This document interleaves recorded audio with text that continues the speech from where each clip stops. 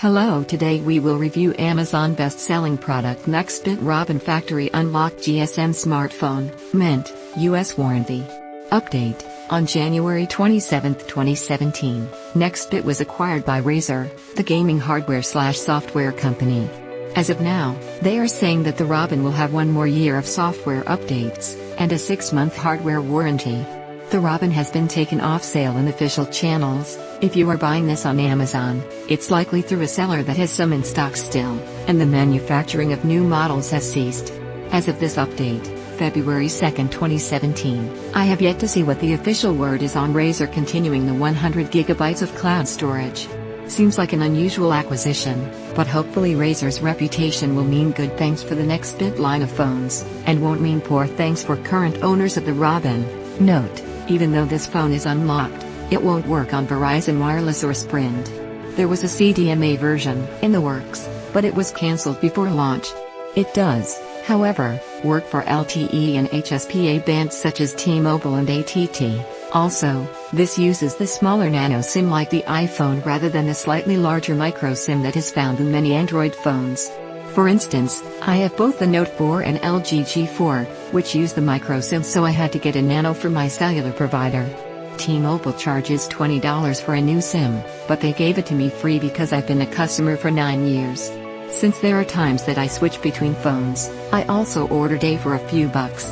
The nice thing about owning the smaller nano SIM is that you can easily increase its size with an adapter to work on macro phones. That way I can still use the Note 4 and G4 when I want to. Setup: the phone came at about 50% battery life, so I charged it before using. Setting up the Robin was pretty simple and easy. If you already own an Android phone, you can copy over your Google accounts, apps, and data. You just need to have NFC turn on in your other device. For me, it was my Note 4. Then hold the phones back to back. While this seemed to work, for whatever reason, the Robin was extremely slow at downloading and installing my apps. Rather than transferring them from the old phone to the new, it simply accesses the download location on the Google Play Store. After waiting several hours, I decided to do a factory reset on the Robin and just installed everything fresh.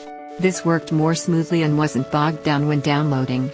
Data: it picked up my T-Mobile data pretty well, was able to access email, the App Store and browser the internet.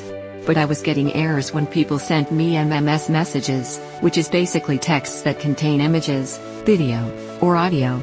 To fix this, I had to go to Settings more greater than Cellular Network and then click on Access Point Names. From there, I selected the T-Mobile US 260 entry, which was defaulted to on, then added T-Mobile's massively long URL which has mms.message in the chain. Amazon won't let me post links, but you can Google it, and then added MMS to the list under APN type. E.g. it now shows, default, SUPL, MMS. After rebooting, I was able to see media in text. I don't exactly know why this was necessary as there is an APN record called T-Mobile MMS on the list already, but it wasn't working. The good news is they didn't leave out the tethering and portable hotspot feature. I use this when I'm out and about and want to either give data to my iPad Air or the phone I'm letting my daughter use that doesn't have an active SIM. While there isn't a shortcut for the home screen to turn the hotspot off or on, you can toggle it from the menu that appears when you drag down twice from the top of the screen. Build As far as the Robin's marketing goes, the cursing in the product video seemed a bit childish to me, but I get they're trying to be trendy and hip and aim for a more modern crowd. Keeping that in mind, I found it ironic that their original white/teal design looked a bit childish, more like a toy. Thankfully they offer a midnight version, which, appeals to a more mature taste. I was worried that the boxy design wouldn't sit comfortably in my hand, but because I have large hands that didn't prove to be an issue for me. Granted, since the Robin is so thin and not very wide, I found it a bit awkward to hold in 2 hands when typing on. It will take some practice to get used to, but I can see a case helping here by adding bulk. What I did find slightly uncomfortable about this design was the pointed corners when in my front pocket. Not that it poked me, but I definitely felt a difference. I also find that the polycarbonate material makes the phone somewhat slippery. Since there's no texture on the plastic surface to add friction, I worry it will slip out of my grip and go crashing to the ground. I did notice that the more dry my hands were, the more slippery the phone was. Ironically, moisture seemed to add to the friction and increase grip. A good case can solve this problem altogether. Storage.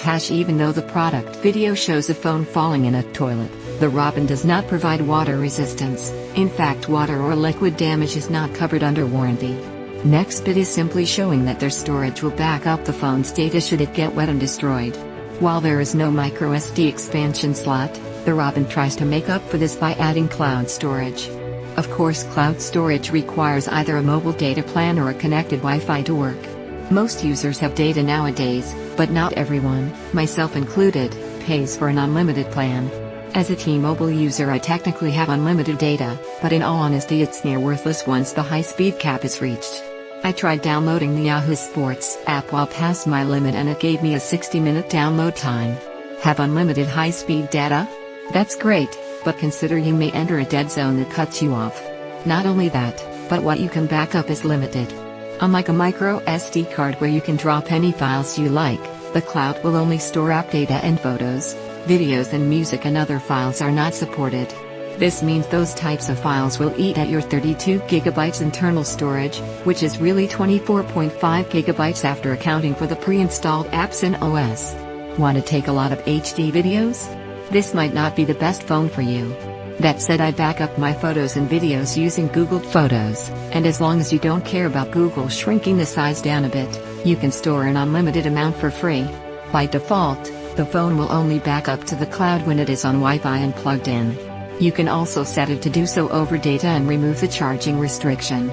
Similarly, you can tell it to only back up photos or to only back up application data. Both are on by default. Things that get offloaded to the cloud will be grayed out when they're offline. Thankfully, the cloud attempts to only back up less used apps and data, so chances are this won't be a huge issue. You can also pin an app to the phone that you want to have access to at all times, that way it won't get napped up by the cloud. I think the cloud storage is a good idea, but I don't see it as a true replacement to a good old micro SD card. Especially if for some reason the company goes under and they cancel their service. If Nextbit did it perfectly, they'd have offered both as an option. Hardware. While the Robin's rivals are arguably the OnePlus 2 and Moto X Play, one could compare some of its base hardware to the older flagships like the Samsung Note 4 and LG G4. For instance, all three have 3 GB of RAM and 32 GB of built-in storage. The Robin doesn't quite hold up to the 16MP cameras of the Note 4 and G4, but it isn't too far behind at 13MP. The front camera is 5MP, which is lower than the G4's 8MP, but larger than the Note 4's 3.7MP. Interestingly, the Robin shares the same Qualcomm Snapdragon 808 hexa-core processor as the G4, but is slightly faster at 2 GHz versus 1.8 GHz. The Robin matches the Note 4's Gorilla Glass 4 while the G4 only uses Gorilla Glass 3. What I find the least competing is the 1080 by 1920 pixels with 424p, which is smaller than both the Note 4 and G4's 1440 by 2560 pixels with 500 plus p. It also falls short with a smaller 2680 mAh battery. The Note 4 has a 3220 mAh and G4 a 3000 mAh. If you are playing Pokemon Go as much as my daughter, this will suck up real fast, so I recommend a portable battery charger depending on how long you are away from a standard power source. One other thing that sets the Robin apart from the Note 4 and G4 is the absence of a removable battery. Personally, I prefer a removable battery for a last resort hard boot, to swap with a fully charged battery, or to replace down the road if the battery starts getting old and weak. Granted, with the short shelf life of most cell phones, this is becoming less of an issue.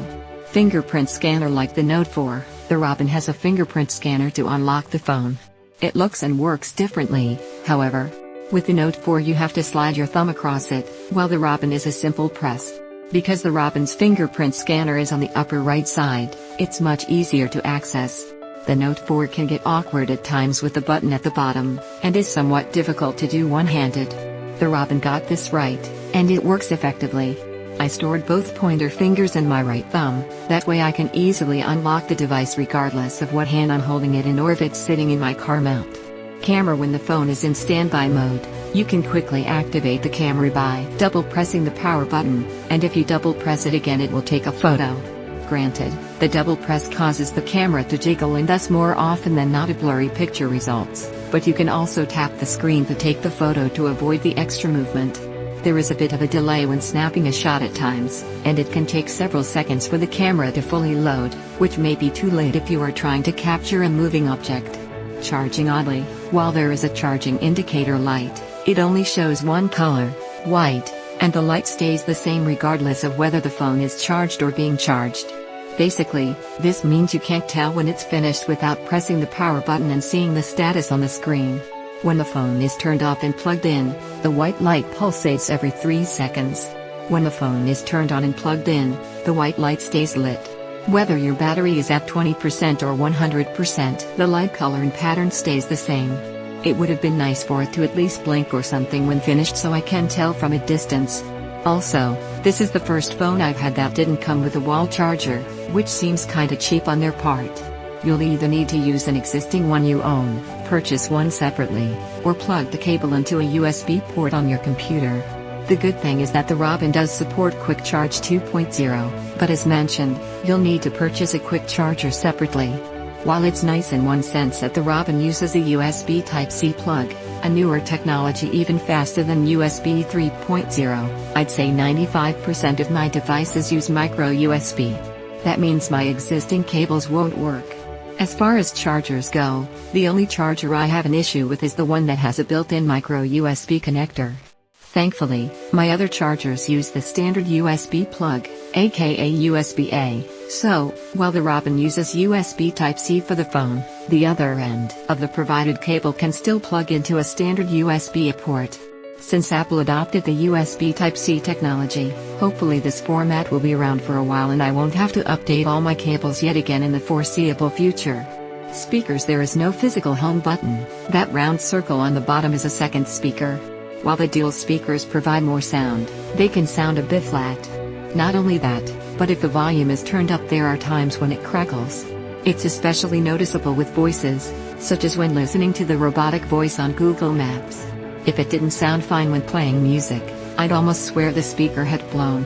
Wi-Fi and headphone jack. One Amazon reviewer mentioned Wi-Fi issues when streaming Netflix videos. I tested watching Netflix and had no issues at all. Sure, initially it might take the video a minute or so to fully load to remove the grain, but once it's loaded it became smooth for me. As far as volume level goes, using the 3.5mm headphone jack, it was just as loud as my Note 4, if not a tad louder. I tested this using my Bose Sound Sport headset and listened to the same song, switching back and forth between the two phones at full volume. Both were so loud it was easily beyond safe hearing levels. As note, the song I listened to was streaming through Amazon MP3 and I didn't have any choppiness either. I wonder if the user had a defective phone, or if there were issues with their Wi-Fi router. As for myself, I'm using the D-Link DR880 liters through a Surfboard SB6121 modem connected through a 50 megabits per second Time Warner plan. While I did have issues downloading apps when trying to copy my data through my old phone, I've not had any issues with a fresh configure. A 61 megabytes app took about 20 seconds to download. Software initially, I was surprised that settings wasn't available when I did a drag down from the top of the screen, but I found the trick to this. Drag down, and then drag down again. The second drag down will reveal the settings icon at the upper right along with a more detailed battery indicator, shows the percent remaining in number form. Like the Huawei OS, there is no app drawer. Meaning, you don't get a menu button that shows all the apps on your phone. Instead, they are placed on your home screens. This is more similar to iOS than typical Android, but like iOS you can simply categorize apps into folders to keep things cleaned up and more organized. Instead of showing a folder icon, it shows 3 icons from the group stacked together. E.g., you can name folders such as games, production, reading, music, media, etc. If you don't name the folders, it will just show the icons. Additionally, an AZ listing of the apps is accessible at the bottom right corner of the screen, so you can easily find them without having to ransack numerous folders. For whatever reason the app icons don't show alert numbers on them when you have something pending. For example, I have Word with Friends installed. When it's my turn to make a move, on my Note 4 and iPad it shows a number indicating how many turns I have. On the Robin, it doesn't show anything. I personally miss this feature as it let me know which apps I need to take action on. Granted, There's still an alert sent in the notifications, but those are easily dismissed without actually completing the action. While the dock at the bottom only lets you store 4 apps, in a sense you gain a spot that isn't forcibly being used by an app drawer. I'd have liked to be able to add a 5th app icon there, but interestingly, you can add folders to the dock. Meaning, you can add more apps by overlaying them on top of one another. For instance, I place Hangouts on top of messaging, and the handouts icon peeked out behind the messaging one. When you click it, they open up like a folder, and from there you can click on which app do you want to open. I also like that you can uninstall apps on the home screen, like the LG G4, rather than having to navigate to the Settings and Apps menu, like the Note 4. All you need to do is long press an icon, and then drag it to the upper left where it says, Uninstall. That said, I'm not fond of how the Robin handles widgets. Before, you could mix app icons, folders and widgets on your home screen. Now, you can only put app icons and folders there. Widgets require 2 fingers to pinch before a window opens to display them. This would be fine if I wanted lots of space for widgets and if I wanted them separate, but I don't. I liked having my weather displayed at the top of my home screen for a quick glance at the temperature, and I liked having commonly used app icons below it. I can't do that with the Robin. I have to pinch to see the weather information, but that's not the only widget I use. I also have music, audiobook, and quick volume button widgets, e.g. home, work, sleep, etc., that I want quick access to. Being forced to pinch to see them is a pain to do one-handed. Try holding the phone in one hand while pinching with 2 fingers.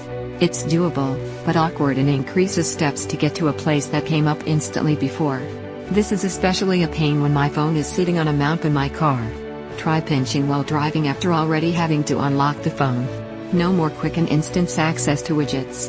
While speaking of widgets, the only one that appears on the home screen is the Google search bar. I don't want it. When I search Google, I open Chrome. What's more annoying is it appears on every single home screen panel. When long pressing the Google search bar doesn't give me an option to remove it like I get with app icons. After doing some research, I found the only way to torch the bugger is to disable Google app from the apps menu. Although, all that accomplishes is to get rid of the Google search bar, it didn't let me put anything in its place, so all I had was an unusable white space at the top of every home screen window. Another issue I had was connecting the device to my computer to transfer files.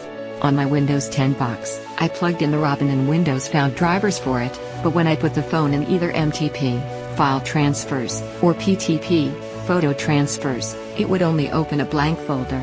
By blank I mean Windows recognizing a device, showing the internal storage drive, but it wouldn't let me access the folders on it. Also, when trying to add a file or folder, I just got errors saying, the device has either stopped responding or has been disconnected or cannot copy, file name. The file may not exist or cannot be transferred. I searched Google and did everything they recommended in multiple forums, but still no good. I even went too far as to delete the drivers stored for the Robin for each USB port in the registry, then downloaded and installed the Robin_USB_driver_v1.0.1 listed on their forum. After rebooting both Robin and PC several times, trying different USB ports, reinstalling drivers, etc., I got frustrated and gave up. On my Windows 7 box, I plugged in the Robin only for Windows not to recognize it. That said, when I installed the drivers mentioned above, it worked. For whatever reason I'm not able to get the Robin USB MTP or PTP to work on my Windows 10 box, but I was on Windows 7 using their custom drivers that I installed manually. It's important to know too that the Robin defaults to charging every time you plug it into the PC, so you'll have to pull down your notifications tray on the Robin, select USB for, and choose MTP for each use. Pre-installed apps now. With all that bad stuff out of the way, here's the real gem with the Robin. Compared to flagship creators like Samsung, the Robin is free from a lot of junk. Every Samsung I've ever owned was riddled with grayware and bloatware, and more than half of it was irremovable or unfreezable, not without rooting. Even my LG G4 came with junk apps, though not many as my Note 4. Not only are these unwanted apps annoying, but they take up storage space and eat up physical memory, which causes the phone to slow down. While strongly driven by Google Apps, the Robin has few apps overall, and the ones it does are mostly useful. No crazy ad-riddled games or pointless antivirus leeches eating up memory. This is especially important since this phone doesn't have an app drawer, which means junk would be even more in your face. The one thing I will say that does surprise me is that you cannot uninstall any of the pre-installed apps. That said, a good number of them can be disabled. Another item to note is that the Robin doesn't come with a file browser, but you can easily nab a free one such as S-File Explorer or Astro File Manager on the Google Play Store. Below is a list of apps on the phone along with the control you have over them.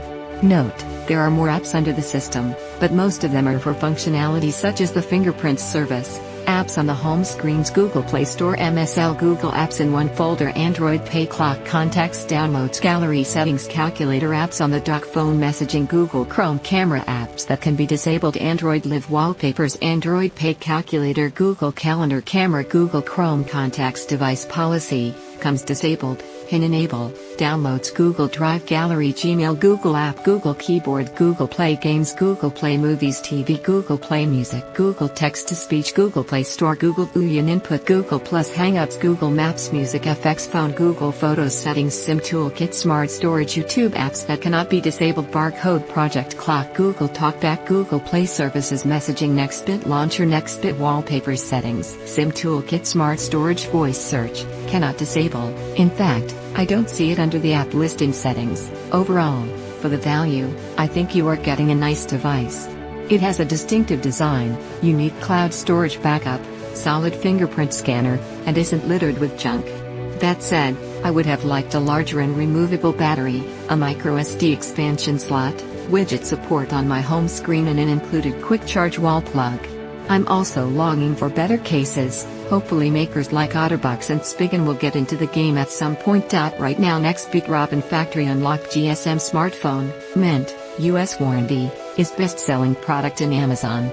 Please check the description for more details and offers.